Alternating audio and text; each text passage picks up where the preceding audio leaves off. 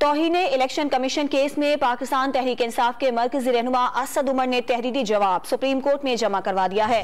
असद उमर ने election commission के show cause notice को गैर कानूनी और गैर आईनी करार दे दिया। तौहीने इलेक्शन कमीशन केस में पाकिस्तान तहरीक इंसाफ के मरकजी रहनुमा असद उमर ने तहरीरी जवाब जमा करवा दिया है। इस पर बात करेंगे डॉन न्यूज के नुमाइंदे हसीब भट्टी से। हसीब, बताइएगा दरखास्त में क्या मौक़िफ़ इख्तियार किया गया है?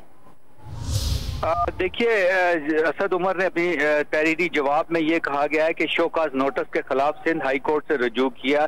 इलेक्शन कमीशन का शोकाज नोटिस गैर कानूनी और गैर आईनी है। आर्टिकल 204 आला अदलिया की तौहीन अदालत का अख्तियार देता है, इलेक्शन कमीशन अदालत नहीं। जवाब में मजीद कहा गया है कि इलेक्शन कमीशन आर्टिकल 204 के तहत तौहीन अदालत का अख्तियार इस्तेमाल नहीं कर सकता। इलेक्शन एक्ट की सेक्शन 10 आइन से मुतसादम है।